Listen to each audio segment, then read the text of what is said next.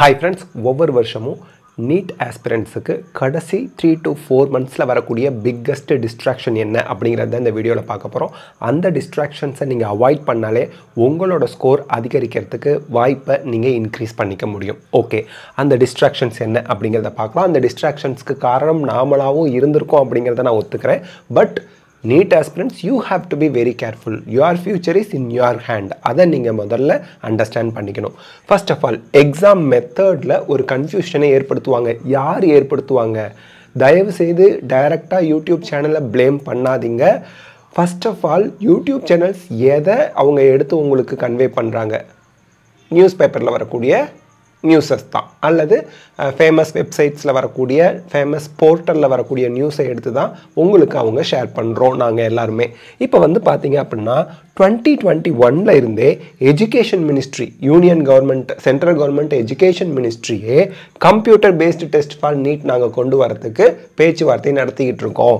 அதே போல் more then 1 phase exam conduct பண்ண நாங்கள் பேச்சுவார்த்தை நடத்திட்டு இருக்கோம். மினிஸ்ட்ரி ஆஃப் ஹெல்த் கூட நாங்கள் பேச்சுவார்த்தை நடத்திக்கிட்டு இருக்கோம். ஏன்னா மோர் தென் 1 phase வந்துச்சுன்னா, அதாவது ஒரே வருஷத்தில் 2 தடவை 3 தடவை எக்ஸாம் வச்சா ஸ்டூடெண்ட்ஸுக்கு ஸ்ட்ரெஸ் குறையும். இப்படியெல்லாம் ஒவ்வொரு தடவையுமே உருட்டிக்கிட்டு தான் இருக்கிறாங்க 2021 இந்த வருஷம் மட்டும் இல்லை, போன வருஷம், அதுக்கு முந்தின வருஷம்னு 2021 இருந்தே நீங்கள் பழைய நியூஸை எடுத்து பார்த்தீங்கன்னா தெரியும். ஒவ்வொரு வருஷமும் எஜுகேஷன் மினிஸ்ட்ரி நீட்டையும் ஜேஇஇ மாதிரி 2 தடவை நடத்துறதுக்கு நாங்கள் பேச்சுவார்த்தை நடத்திக்கிட்டு இருக்கோம். இதை சொல்கிறதே எஜுகேஷன் மினிஸ்ட்ரி தான். அதை தான் யூடியூப் சேனல்ஸில் எடுத்து நாங்கள் சொல்கிறோம். அதே போல் கம்ப்யூட்டர் பேஸ்டு டெஸ்ட்டாக நீட்டையும் கன்வெர்ட் பண்ணுறதுக்கு நாங்கள் பேச்சுவார்த்தை நடத்திக்கிட்டு இருக்கோம் அப்படின்னு அவங்க சொல்லுவாங்க. ஆனால் 2021, 22, 23, 24ன்னு எந்த வருஷமும் கம்ப்யூட்டர் பேஸ்டு டெஸ்ட்டும் வரல. நீட் ஒரு தடவைக்கு மேலே ஒரு வருஷத்துக்கு அவங்க கண்டக்டும் பண்ணலை. மெயினாக அதாவது 2 தடவை ஜேஇ எழுதி எது பெஸ்ட் ஸ்கோரோ அதை யூஸ் பண்ணிக்கலாம் அப்படிங்கிற மாதிரி நீட் அவங்க கண்டக்ட் பண்ணல. ஒரு ஸ்டூடெண்ட் ஒரு தடவை தான் எழுத முடியும் அப்படிங்கிற மாதிரி தான் நீட் கண்டக்ட் பண்ணாங்க. அதனால் தயவு செய்து இந்த மாதிரி டிஸ்ட்ராக்ஷனுக்கு நம்ம பலி ஆகிடக்கூடாது. NEET aspirants, you have to be very careful. இப்படி ஒரு நியூஸ் வருது, நம்ம சேனலில் நம்ம ஷேர் பண்ணுறோன்னா பேரண்ட்ஸ் அதை பார்த்துக்கிட்டோம். பட் ஸ்டூடெண்ட்ஸ் வந்து அதை ஒரு பெரிய ஒரு இஷ்யூவாக நினச்சி வருத்தப்பட தேவையில்லை. பாதிக்கப்படுற போகிறது நீங்கள் தான். உங்களுக்கு படிப்பு ஸ்லோ ஆகிடக்கூடாது இந்த மாதிரி நியூஸ் எல்லாம் பார்த்து. 2021 இந்த 2 சேஞ்சஸ் சொல்லிக்கிட்டு தான் இருக்காங்க. இந்த வருஷமும் சொல்லியிருக்காங்க. பட் 2021, 22, 23, 24 மாறலை அப்படிங்கிற யதார்த்தத்தை நீங்கள் புரிஞ்சுக்கணும். அடுத்த பெரிய டிஸ்ட்ராக்ஷன் வந்து நீட் சிலபஸ். 2024 நீட் சிலபஸில் 30% குறைச்சாங்க. 2025க்கு சேம் சிலபஸ் தான். இப்போ ஸ்டூடெண்ட்ஸுக்கு இன்னும் காக்ரோச், ஃப்ராக் அந்த லைனில் வந்து ஆஃப் அண்ட் இன்செக்ட்னு கொடுத்துட்டு ப்ராக்கெட்டில் ஃப்ராக்னு கொடுத்துருக்குறாங்க. எதில்? நீட் சிலபஸில் 11th ஸ்டாண்டர்டில். இப்போ இன்செக்ட், ஃப்ராக் 2 இருக்குது. Frog is not an insect. இன்செக்ட்னா காக்ரோச், ஃப்ராக் ரெண்டையுமே படிங்கன்னு சொல்லி போன வருஷம் NTA ஒரு நோட்டிஃபிகேஷன் விட்டாங்க. அதனால் தயவு செய்து நீங்கள் காக்ரோச்சும் படிக்கணும், ஃப்ராகும் படிக்கணும். அதுக்கடுத்து நீங்கள் சிலபஸை பிரிண்ட் அவுட் எடுத்து வச்சுக்கோங்க. அந்த சிலபஸில் என்ன டாப்பிக்லாம் கொடுத்துருக்காங்களோ அதெல்லாம் படிங்க. omit only removed chapters. இப்போ டைஜஷன் அண்ட் அப்சார்ப்ஷன் அப்படிங்கிற சாப்டர் ரிமூவ் பண்ணிட்டாங்களா, அந்த பக்கமே நீங்கள் போக வேண்டாம். டிரான்ஸ்போர்ட் இன் பிளான்ஸ் ரிமூவ் பண்ணிட்டாங்களா, அந்த பக்கமே போக வேண்டாம். ஸோ எந்த சாப்டர்லாம் ரிமூவ் பண்ணியிருக்காங்க அதை மட்டும் விட்டுடுங்க. எந்த சாப்டரில் இந்த டாபிக் கிடையாதுன்னு சொல்கிறாங்கல்ல, அந்த டாப்பிக்கை படித்து வச்சுக்கோங்க. ஸோ சாப்டரையே ஒமிட் பண்ணிட்டாங்களா, நீங்கள் அதை மறந்துடுங்க. சாப்டருக்குள்ளே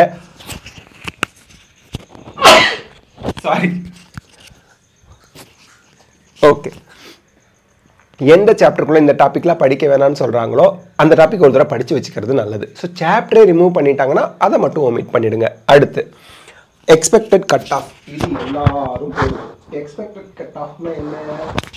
இப்போ பாருங்க, எக்ஸ்பெக்டட் கட் ஆஃப்ங்கிறது ஜோசியம் பார்க்குற மாதிரி. கொஷின் பேப்பர் ஈஸியாக இருந்தால் கட் ஆஃப் இன்க்ரீஸ் ஆகும். கொஷின் பேப்பர் ரொம்ப டிஃபிகல்ட்டாக இருந்தால் கட் ஆஃப் குறையும். கொஷின் பேப்பரே இன்னும் நம்ம பார்க்கல, ஆனால் 2025 இந்த கட் ஆஃப்லாம் இருக்கணும். நானே நாளைக்கு வீடியோ போடுவேன். ஏன்னா இது வந்து ஒரு ரிச்சுவல் மாதிரி. ஒரு யூடியூப் சேனல்னு இருந்தால் எக்ஸ்பெக்டட் கட் ஆஃப் போடணும். ஒரு இன்ஸ்டிடியூஷன் இருந்தால் அவங்க இவ்வளோ கட் ஆஃப்லாம் இன்க்ரீஸ் ஆக வாய்ப்பு இருக்குப்பா, நல்லா படிச்சுக்குப்பா அப்படின்னு சொல்லணுங்கிறது வந்து ஒரு பாரம்பரியமாக ஆயிடுச்சு. அதனால் சம்பிரதாயமாக ஆயிடுச்சு. அதனால் அதை பார்த்து கவலைப்படக்கூடாது. அவங்க கெஸ்ட் அவங்களோட ஓன் கெஸ்ட்டில் சொல்கிறாங்க, இவங்க கெஸ்ட்டில் சொல்கிறாங்க அப்படின்னு எடுத்துக்கணுமே தவிர, ஒருத்தர் நீட் கட் ஆஃப் குறையும்னு சொன்னாலும் அதை பார்த்து சந்தோஷப்பட்டுக்கிட்டு நம்ம கொஞ்சம் படித்தா போதும்னு ஏமாந்துடக்கூடாது. ஒருத்தர் கட் ஆஃப் இன்க்ரீஸ் ஆகுதுன்னு சொன்னாலும் நீங்கள் ஐயோ கட் ஆஃப் இன்க்ரீஸ் ஆயிருமா, அப்போ நான் இன்னும் நிறைய படிக்கணுமா, காம்படிஷன் ஹெவி ஆயிடுச்சான்னு பயப்படக்கூடாது. எல்லாருமே கற்பனையில் வாழ்ந்துக்கிட்டு கற்பனையில் சொல்லிக்கிட்டு இருக்காங்க. அந்த ஆளோட கற்பனை அது, இந்த ஆளோட கற்பனை இது. நான் எனக்காக படிக்கிறேன், ப்ராக்டிஸ் பண்ணுறேன், நல்ல உழைச்சோம் அப்படின்னா அதற்கேற்ற ஊதியம் கிடைக்கும் அப்படின்னு மனசில் ஆழமாக பதிய வச்சுக்கிட்டு நம்ம படிக்கிறதுல கான்சென்ட்ரேட் பண்ணணும். நான் சொல்லிடுறேன், நானும் cut off expected cut off போடுவேன், okay. But concentrate on your preparation. உங்கள் ப்ரிப்பரேஷன் நிறைய கொஷின்ஸ் எடுத்து ப்ராக்டிஸ் பண்ண வேண்டிய டைம், அதை பார்த்துக்குங்க. Your marks will be mostly decided by your exam hall mindset. அதாவது நிறைய ஸ்டூடெண்ட்ஸ் வந்து பார்த்தீங்கன்னா அவங்க இன்ஸ்டிடியூட்டில் 650லேருந்து 675 ஆவரேஜாக வச்சுருப்பாங்க வைக்கிற எல்லா டெஸ்ட்லேயும். நீட் ஸ்கோர் 300 சில்ட்ரன் 400 சில்ட்ரன் குறைஞ்சி போயிருக்கு. ஏன் அப்படின்னா எக்ஸாம் ஹாலில் போய் பேனிக் ஆகி ஒரு மாதிரி பயந்து அந்த ஃபியரில் ஆன்சைட்டியில் எக்ஸாம் சரியாக அட்டன் பண்ணாமல் வந்து எல்லாம் மறந்து போன மாதிரி ஆகி அப்படியே பிளாங்க் அவுட் அப்படிம்பாங்க. எல்லாம் மறந்து போய் ரொம்ப கவலையில் வந்தவங்களாம் இருக்கிறாங்க. அதனால் இந்த இடத்துல அதை பார்த்து நீங்கள் ஒரி பண்ண வேண்டாம். ரிலாக்ஸ்டாக நல்லா படிச்சிருக்கோம், நிறைய கொஷின்ஸ் ப்ராக்டிஸ் பண்ணிகிட்ருக்கோம், நம்ம எதுக்கும் பயப்பட தேவையில்லை. அந்த எக்ஸாம் ஹாலில் உங்கள் மைண்ட் செட்டை நீங்கள் கம்போஸ்டாக வச்சுருந்தீங்கன்னா சூப்பராக எல்லா கொஷினுக்கும் நல்லா அட்டன் பண்ணி நல்லா கரெக்டாக ஆன்சர் பண்ணி நல்ல மார்க் வாங்கிட்டு வருவீங்க. அதை நீங்கள் ஞாபகம் வச்சுங்க. எக்ஸ்பெக்டட் கட் ஆஃப் போடுவாங்க, பார்த்து பயப்படாதீங்க. போடுவேன், பார்த்து பயப்படாதீங்க. அடுத்து இன்புட் அடிக்ஷன் தான் இப்போ ரொம்ப ஃபேமஸாக இருக்குது. ஒரு டாப்பிக்கு 9 வீடியோ பார்ப்பாங்க. ஒரு நியூஸையே 10 சேனலில் என்னென்ன மாதிரி சொல்லியிருக்காங்க, ஒவ்வொருத்தரும் அவங்கவுங்க ஸ்டைலில் என்ன சொல்லியிருக்காங்கன்னு பார்ப்பாங்க. அட நியூஸ் என்னன்னு தெரிஞ்சு போச்சு, எதுக்கு அவ்வளோ தடவை திருப்பி பார்க்கணும்? பேரண்ட்ஸ் பார்த்துட்டு போகிறாங்க, நம்ம ஏன் படிக்கிற குழந்தைங்க ஏன் டயத்தை வேஸ்ட் பண்ணணும்? ஒரு டாபிக் ஒருத்தர் நடத்துகிறாங்க, புரியுது, அதையே 10 தடவை பார்க்கணும். So don't waste your time. கேட்டால் நான் யூடியூப்பில் பாடம் தான் படிச்சுட்ருக்கேன், இந்த இதில் படிச்சுக்கிட்டு தான் இருக்கேன், இந்த ஆப்பில்.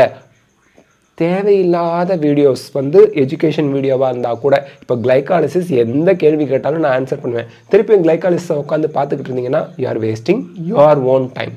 உங்கள் மார்க் இம்ப்ரூவ் ஆகிறத நீங்களே தடை போட்டுக்கிறீங்க அப்படின்னு அர்த்தம். ஸோ அந்த இன்புட் அடிக்ஷன்லேருந்து வெளியே வாங்க. வாட்சிங் too much videos on motivation. Self motivation இருக்கிறவங்க தான் சக்ஸஸ் பண்ண முடியும். தனக்கே தான் உள்ளேருந்து அந்த மோட்டிவேஷன் வரணுமே தவிர, தூண்டுதல் வரணுமே தவிர, வெளியிலேருந்து சொன்னாதான் நான் மோட்டிவேட் ஆவேன்னு இருக்கக்கூடாது. Self motivation is very very very very very important. உங்களுக்கு நீங்களே காலைல 4:30-5 மணிக்கு எழுந்திரிக்கணும்னு நினச்சிட்டு நைட்டு படுத்தா தான் காலைல முழிப்பு வரும். யாரோ ஒருத்தர் காலைல 5 மணிக்கு எழுந்திரிச்சிருப்பா அப்படின்னு சொன்னாலும் நமக்கு முழிப்பு வராது. So that you have to decide.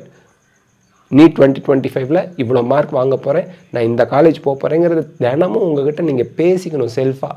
அப்போ தான் செல்ஃப் மோட்டிவேட் ஆகி நீங்கள் படிப்பில் அக்கறை செலுத்துவீங்க. So motivation English video, Tamil video, அந்த வீடியோ, இந்த வீடியோ அப்படின்லாம் பார்த்து டயத்தை வேஸ்ட் பண்ணாதீங்க. Okay, don't think about competition. This is very important.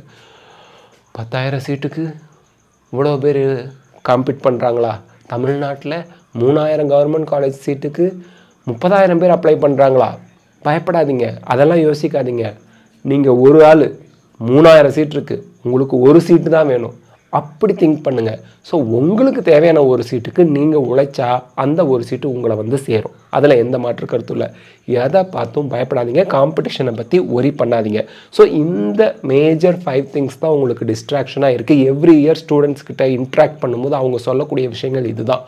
அதனால் இதை பார்த்தெல்லாம் பயப்படுறதை நிறுத்திட்டு நீங்கள் உங்கள் ப்ராக்டிஸில், அதாவது எம்சிக்யூஸ் நிறைய chapter wise topic wise practice பண்ணுறதுல ஃபோக்கஸ்டாக இருந்தீங்க அப்படின்னா நீங்கள் மெரிட்டில் எம்பிபிஎஸ் கவர்மெண்ட் காலேஜில் போய் சேர்றத உங்களாலேயே தடுக்க முடியாது.